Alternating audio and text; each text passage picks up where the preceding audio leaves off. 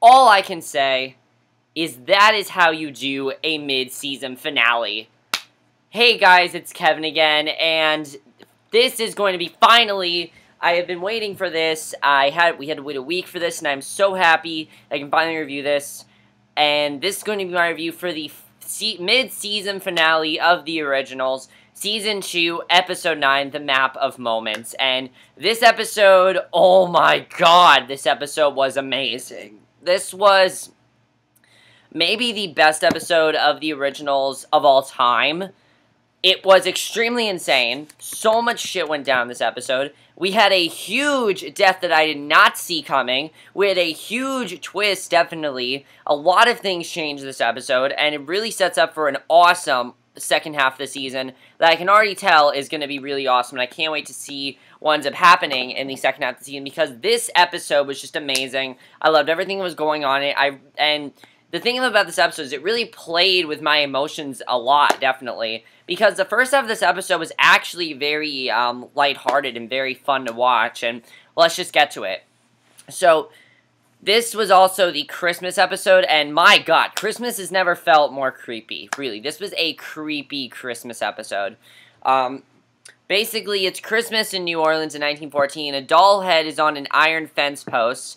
And 3 people come into a house looking for something. There are dolls everywhere. They are tearing apart cabinets, turn out drawers, and make a mess in their search. And Cole is one of them. However, we actually got to see the original Cole. You know, the Cole that we saw in the Vampire Diaries. It was cool to see him again. It was cool to see Cole in these flashbacks. I like the way they've been using him. He finds a crystal decanter lid that's actually a diamond, and he tells one of the women to clean up and meet him at the cemetery. And outside, Klaus and Marcel are waiting for the men, and Klaus says the mayor wanted them to investigate a rash of thefts, and Marcel followed him there. Klaus says the house had the Paragon diamond in it. He tells him to hand it over. The women are trapped in the house, and Klaus tells Cole that they will never leave it again. It's some of the witches he used to hang out with back in the day. And then we cut to present day, and I thought that was already a great way to start the episode, because it really sets the tone for the very sinister tone of this episode. It's a very depressing episode, definitely, and let's just get to it. We cut to the present. We see Rebekah. She hangs a Christmas wreath on a door, and it's great to see Rebekah again. This whole episode, it was fantastic to see Rebekah again. The whole episode, I was like, I am so happy that Rebekah is back, because really, Rebekah just adds so much to the show. She's, you know, I forgot how funny Rebekah is. I forgot how great of a character she is, and this episode really reminded me of that. She and Elijah are in a house they've purloined by compelling the owner, and Elijah's annoyed at her and thinks she's handling him, and I don't really trust Elijah right now, because of course he is under Esther's spell, and of course he asks why she broke his neck, and she asks about the slaughter in the diner, and he says he doesn't know. He was just trying to keep Hope safe, and basically, it turns out that Esther really had nothing to do with it, that he was just trying to keep Hope safe, basically, and I think that was interesting, because we all thought that he was under some sort of spell, but it wasn't that. It was just that he was trying to keep Hope safe. So, Davina and Cole are working on a spell together to protect Cami's body from Esther's spell, and of course, Cole has recently decided to work with them, but he's not really taking it seriously, and Marcel tells him to take it seriously or he'll lock Cole in a coffin, and of course, Cole doesn't want to end up like Finn, because of course, Finn is nowhere near on their side. He is completely against them. And they know that, so of course Cole doesn't want to end up like Finn, obviously. So Cole tells Marcel to chill out and says Rebekah's nowhere near, so Esther can't try the body swap. Cole says it's strange to think about his one ex taking over the body of his most recent next, because of course Cami is, you know, Esther could possibly do some body swapping with her. As we know, Cami has those holes. So, you know, she's worried that Esther might do some body swapping with her. So, Marcel threatens him and Cami comes in to intervene. Davina asks what's the issue between them, and Cole says he was odd man out between Klaus and Marcel, and they were more like brothers than he and Klaus. And he then tells Davina that they need the large Paragon diamond to work the dagger spell, and he says he had a long time ago, but Klaus took it. That explains what we saw in the beginning of the episode. And they decided to go snooping to see if they can turn it up. So, then we finally see Mikeal again. We haven't seen Mikeal since episode 5. You know, that's the last time we saw Mikeal. and it was great to see Mikeal again. We see Mikeal for one scene in this episode, but it's a very important scene, and I'm very interested in seeing where this is going to go. Mikeal's killing a werewolf, and Esther sees him for the first time in years. She shows up in the woods, and the whole episode so far is kind of just sort of like a fun episode. It's not that. It's sort of just like a heartwarming, dramatic episode, but this really shows the dark undertones to it. Esther shows up in the woods. He tells her he missed her and calls her wife. He's annoyed she brought Ansel back from the dead, and Mikeal says he's going to kill wolves until she gives over Ansel. She tells him that Klaus already killed, and Mikeal says not to mention the bastard to him. She tells him to strike her if he's so mad. He goes to, but she's just in aberration. And she tells him they need to talk about their children. When she said that, I was like, okay, definitely they're going to plan out something. We don't actually see what they plan out, though. Which is interesting writing, because we don't see Mikeal for the rest of the episode. So, I definitely think she's going to try to get Mikeal on her side, though. I definitely think it's what Esther's going to try to do. So, Elijah and Rebekah sit outside with Hope, and Rebekah's working on a bonfire, which is a family tradition. And he holds Hope and asks why their family is always at war. She says, and I like what she says here, being away with Hope he made her see things differently. She says they're not the monsters their parents think they are. Which they're really not. I mean, think about it. Klaus has transformed so much this season. He's not a monster in any way, shape, or form. So, I completely agree with what Rebekah is saying, that they are not the monsters that their family thinks they are. Really, they're not. They're not bad people. And I like that Rebekah said that, because it's true. They're not bad people, really, at all. They're just misunderstood, and I like that she definitely said that, because I agree with what she said. So, basically, she kisses her niece, and they hear a car pull up, and there's Haley and Klaus, which was one of the moments I was most looking forward to in this episode. They get out of the minivan and everything, and she stares at her in Elijah's arms and walks closer, and you can see that Haley is just so desperate to see Hope. All season, she has been wanting to see Hope so much. She's marrying Jackson so she can see Hope. That's how desperate she is. He hands her over to Haley, and she holds the baby close. She breathes her in and sighs. She turns to Klaus, walks her daughter over to him. He takes Hope and holds her close. They both smile at the child and then at Rebekah.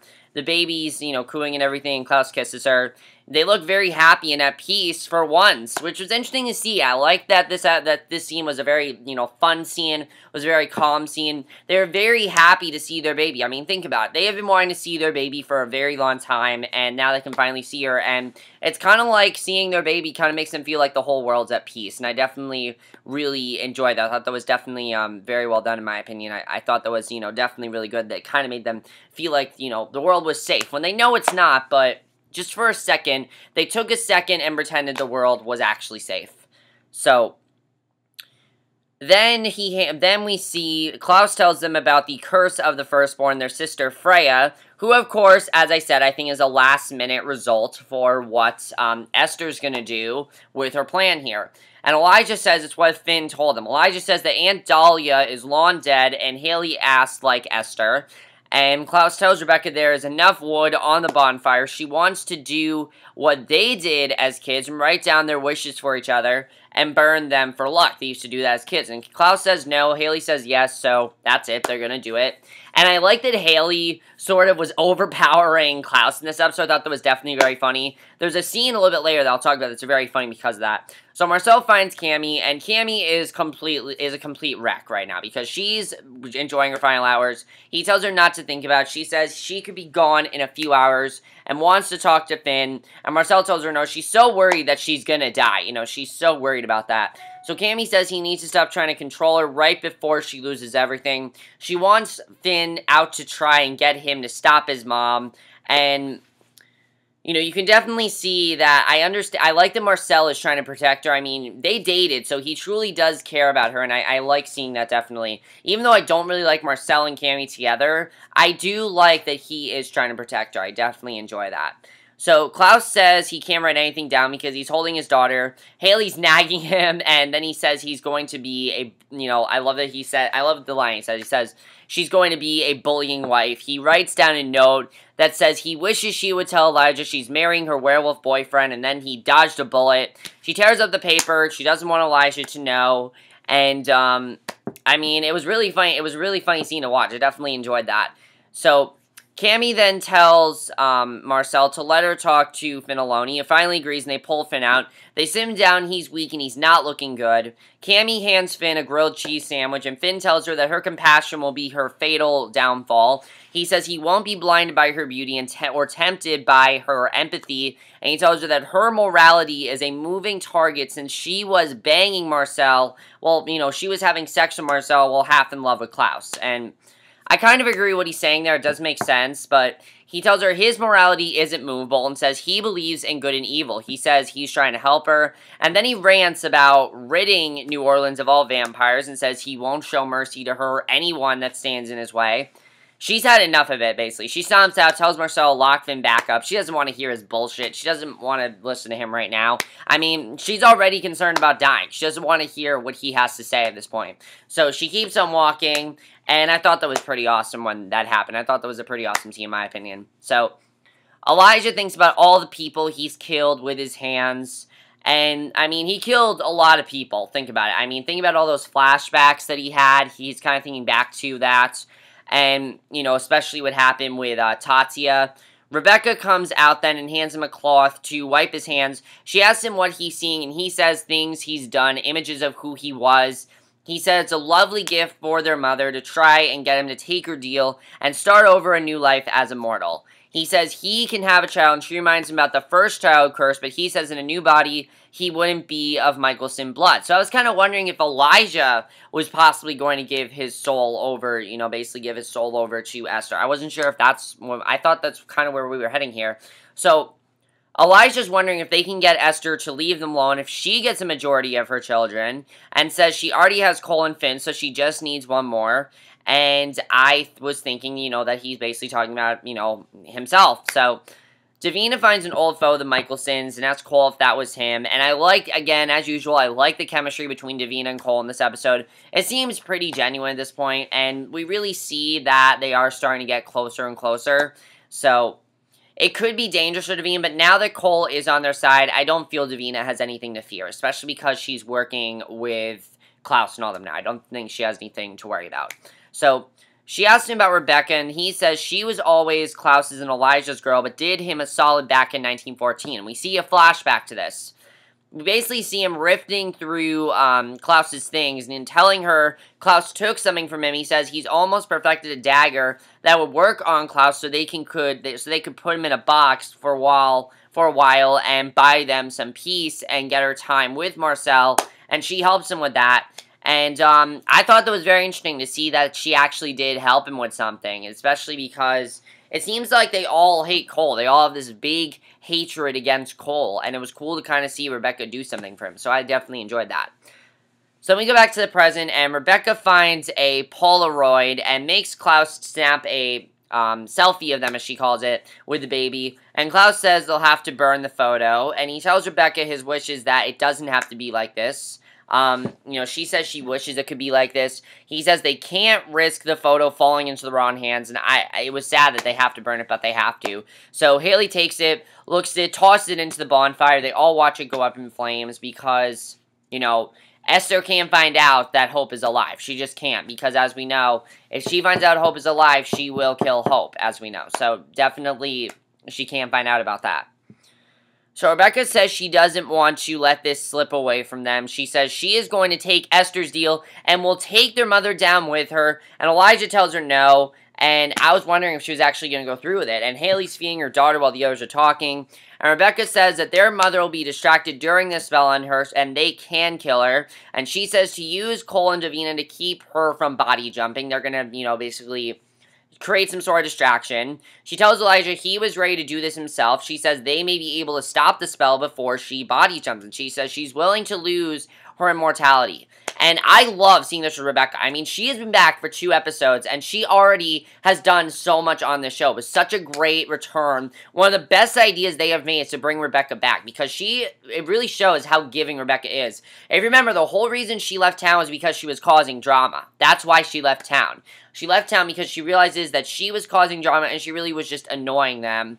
And now to see her be so selfless to give up her own body to take their mother down is amazing. I love that she actually wanted to do that, and I was wondering if she'd actually do it, and basically Elijah says if she was human, they'd lose her, and basically she says when she's old and wrinkly, they can dump her back in her body, they can keep in storage. They contact Cole, who says he can find a new buyer for Rebekah on the condition that he gets back the Paragon diamond they took back from him in 1914. He says he will use it to make a weapon of self-defense in case Klaus comes at him. So he says the dagger he'll make won't kill Klaus, and Rebekah tells Klaus that he's crazy to give Cole the diamond. He says Cole's plans never work, and, you know, basically, why would you give it to him? Because Cole's plans never work, and she asks Klaus to take care of her body in case it doesn't work right. He agrees and says the key is to take Esther's body, you know, to take Esther out before she body jumps.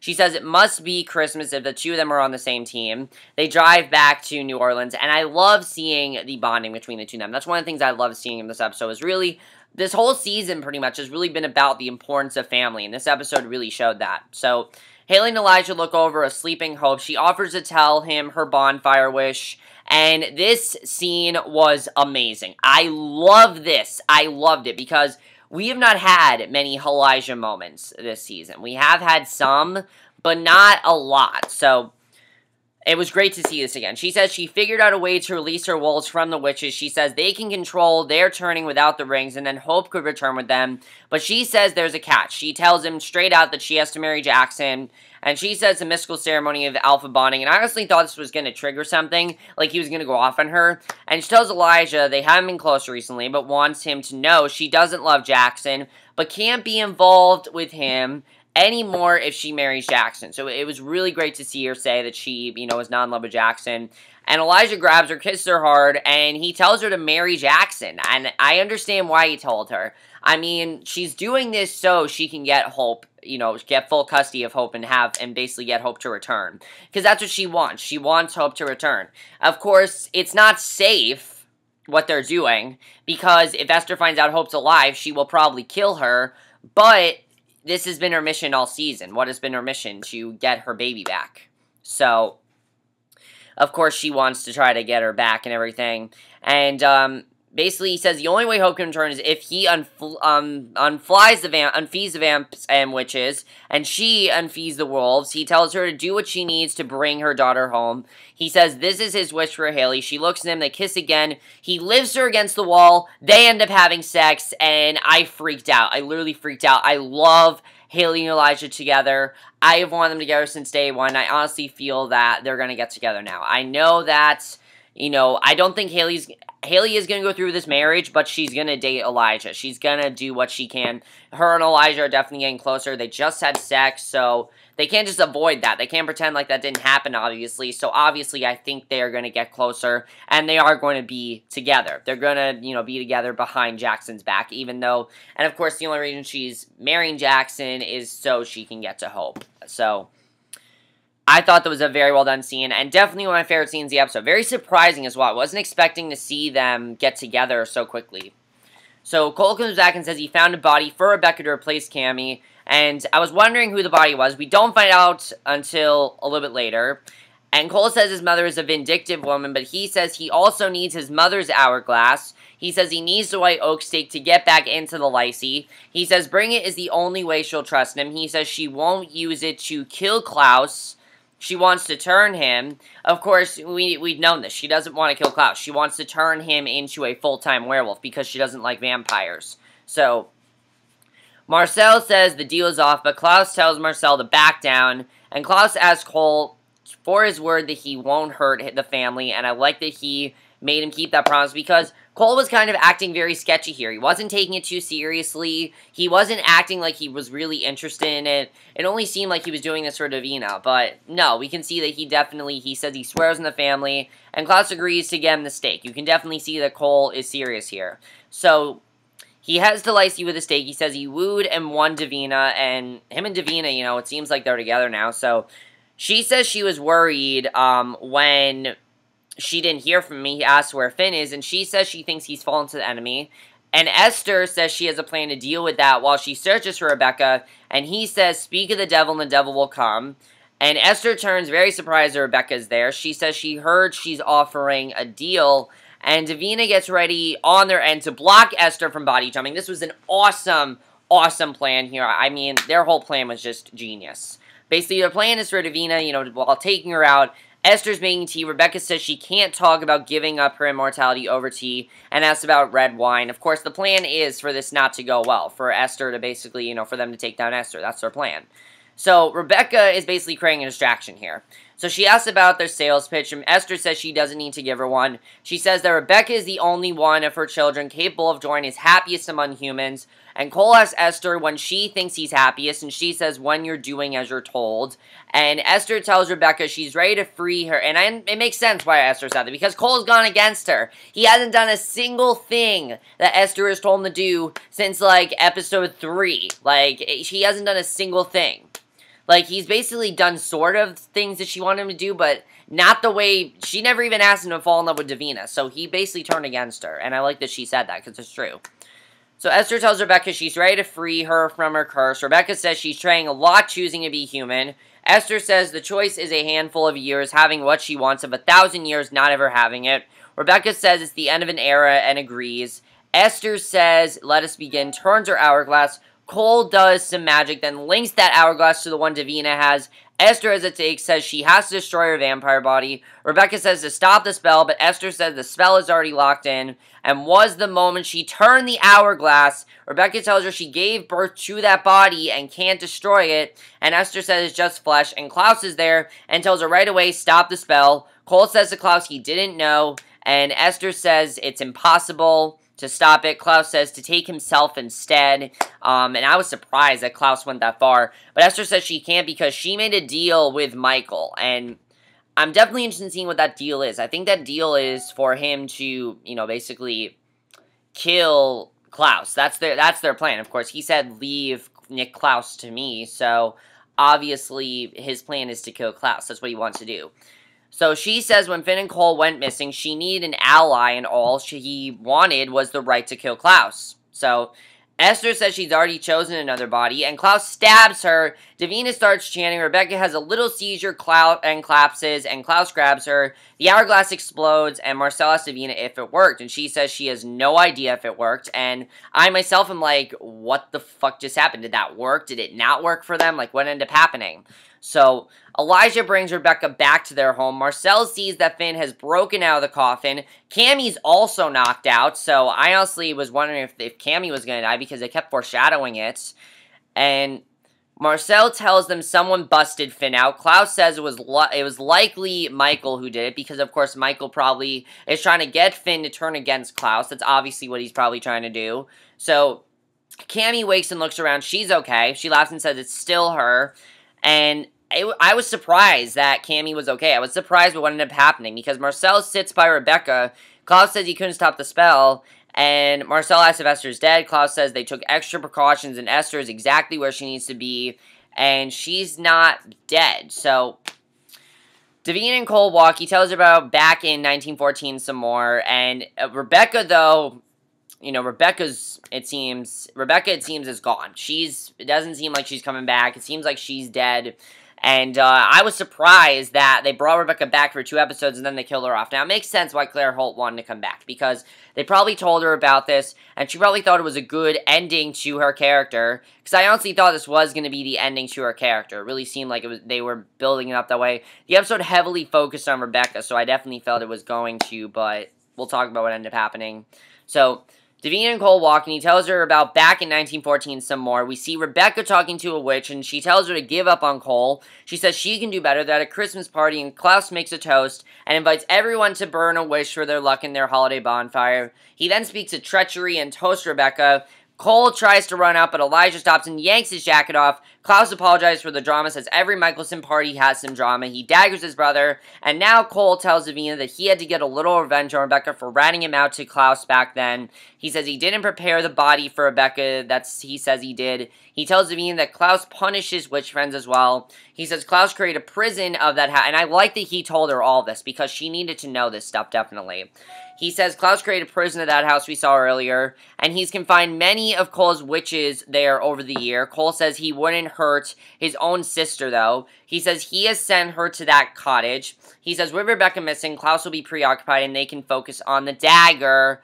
And I was like, okay, I do not trust Cole now, because I definitely feel that Esther put him up to this. I don't feel that they're going to work with, definitely something's going on here. Now, Rebekah's missing. She's not dead. She's missing. So, I thought Rebekah was dead, but she's not dead. She's just missing.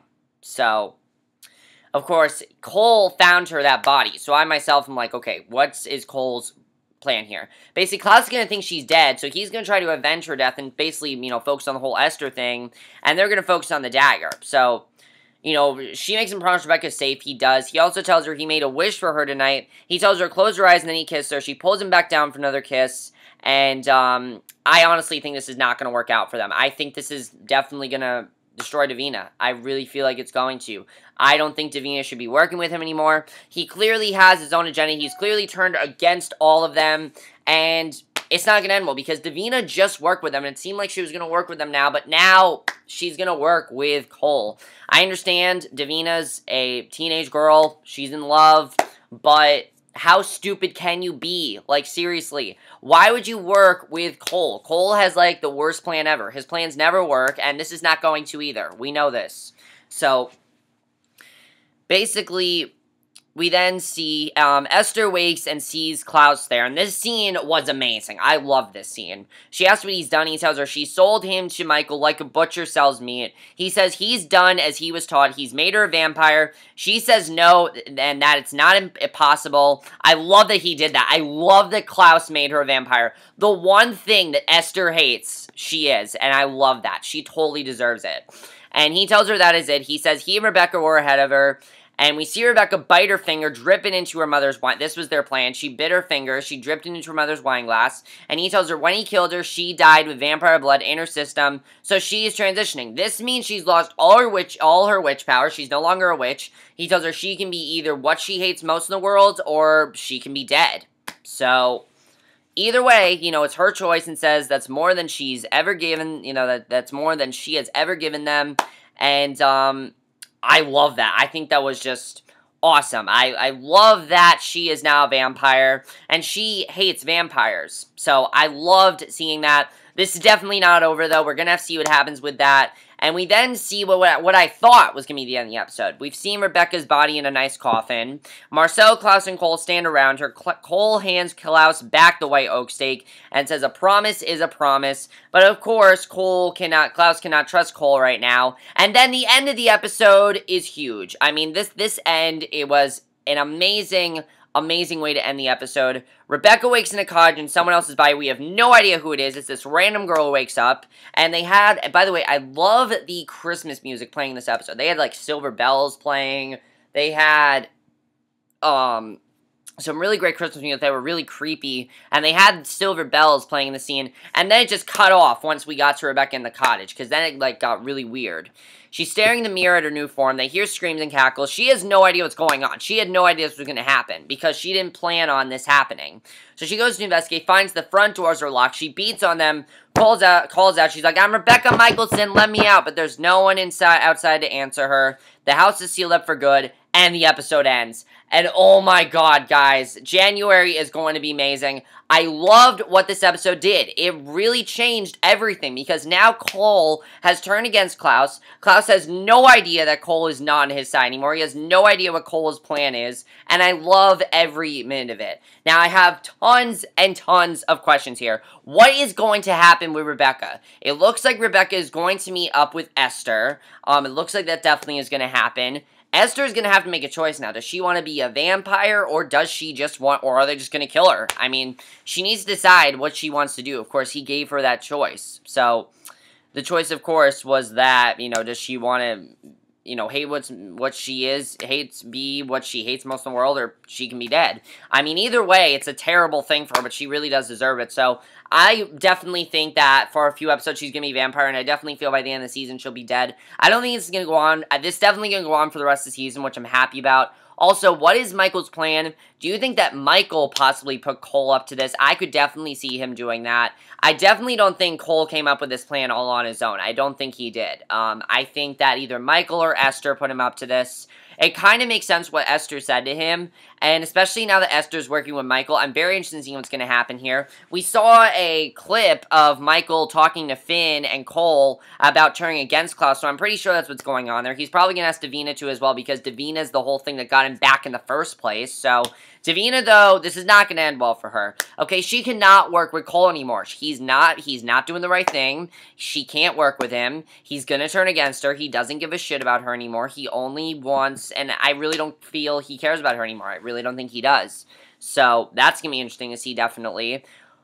Also, is Klaus going to realize that Rebekah's not dead? Is he going to find out? If he finds out, he's going to be pissed at Cole, definitely, at what happened. You know, he's going to be pissed if he finds out Rebekah's not dead. And she's probably going to tell him the plan that happened. So that's going to be interesting to see what happened there, definitely. And this whole episode just, oh my god, there's tons of stuff to process now. Tons of stuff. Also, Haley and Elijah. Is Haley going to get married to Jackson? Definitely, I think she's going to. She wants Hope back. She's going to get married to Hope. You know, she's going to get married to Jackson. But her and Elijah, do you think they're together? Or was that just like a one-night stand thing? Was that just Elijah convincing her? What do you think that whole sex scene meant? That's very interesting to see what happens there. Cami, I don't know what's going to happen with Cami now. You know, she's completely okay. But do you think that Esther is possibly going to go into Cami's body? I mean, Esther can't do that anymore. She can't go into people's bodies because she's no longer a witch, so she doesn't have that power to anymore. So Cami's pretty much safe now, but I still feel that maybe Finn could do it, because Finn still could do it, Cole could do it. I mean, there are a lot of people that could go into Cami's body, so I definitely feel Cami is not safe in this at all. But let's talk about the season overall. Guys, this season has been completely amazing. This is one of the best shows on TV. I don't care. This is by far the best show on the CW. I've been so into the season. Every single episode has gotten better and better and better. And this episode really proved that. I loved everything about the season. I can't wait for the second half of the season. And I really love this season. We focused on pretty much everyone. And we really saw a lot more flashbacks this season. And we saw a flashback pretty much every single episode, which I definitely really enjoyed. When the originals does flashbacks, they do them very, very well. I also love the way this episode handled the emotion. I mean, the first half is very, you know, lighthearted and fun. They're getting Hope back. But then, of course, second half, shit goes down, and you knew that was going to happen, but still, this is nothing compared to season 1. I can agree with what everyone has said. This season has destroyed season 1. Season 1 was nothing. It's nothing compared to this. This is so much better, such good writing. I love where the show is heading. I love everything about the season, and I can't wait to see what happens in the next episode. But that's it for my review. Hope you guys enjoyed it. I could talk about this episode. I know this was a very long review, but I love this show. Let me know what you guys saw this episode. I will see you guys in my next video, which will be my review for... I'm trying to figure out if I'm going to watch Pretty Little Liars, the Christmas special, or the mid-season finale, The Flash Live. I don't know which one I'm going to watch live. They're very hard to choose. Pretty Little Liars looks like very, very creepy Christmas special, but The Flash looks awesome as well. So I have no idea. If you guys want to comment down below and tell me which one I should watch live, I'd very much appreciate that, because I have no idea which one to watch live, so I don't know which one I'm going to review first. Probably not going to be able to watch Sons of Anarchy till Wednesday. Sorry, guys, I just can't. There are 4 shows on tomorrow. I want to be able to watch at least 3 of them tomorrow. Sons of Anarchy is the last one I watch. It's very, very long. I'm going to wait to watch it till, like, Wednesday. But I'll see you guys in my next video, which will be my review for either Pretty Little Liars or The Flash. So, see you guys then. And let me know what you guys saw this season, and what do you think of this finale, and how is this going to change everything. So, I'll see you guys in my next video. Okay, bye.